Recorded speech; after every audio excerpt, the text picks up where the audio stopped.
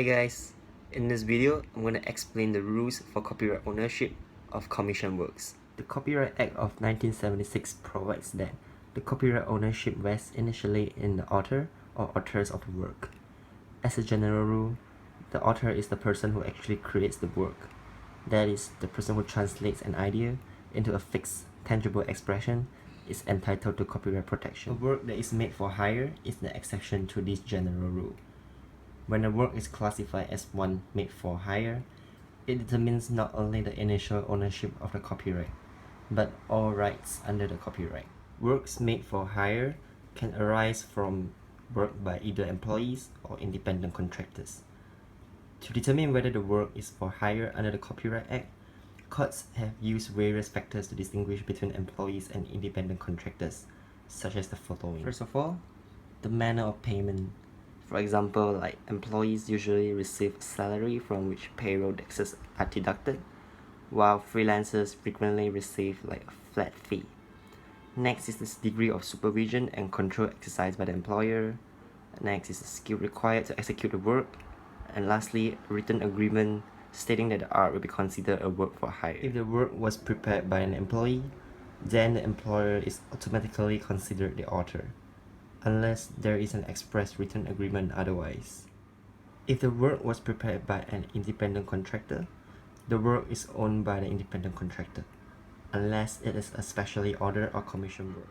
The Copyright Act actually outlines 9 specific categories of specially ordered or commissioned work, and requires an express written agreement between the parties for a work prepared by an independent contractor to be considered a work for hire.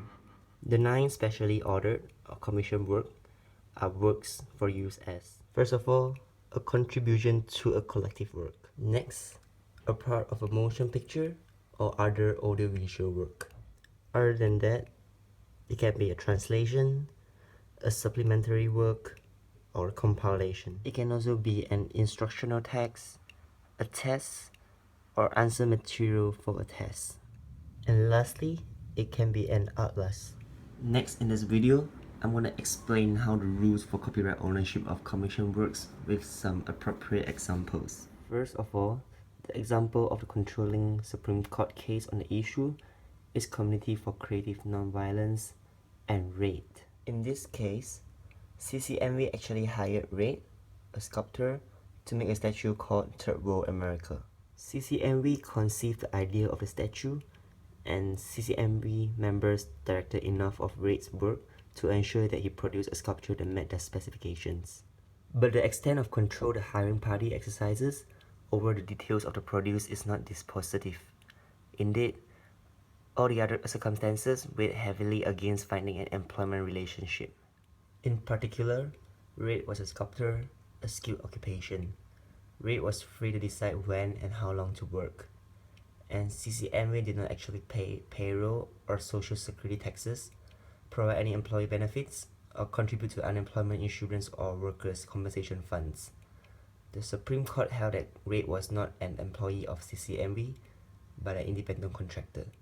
However, CCMV could not show that it owned the copyright as a work made for hire because sculpture does not fit within any of the 9 categories of specially ordered or commissioned works enumerated in the subsection, and no written agreement between the parties established Third World America as a work for hire. The Supreme Court held that RAID was the author and owner of the copyright to the Third World America sculpture.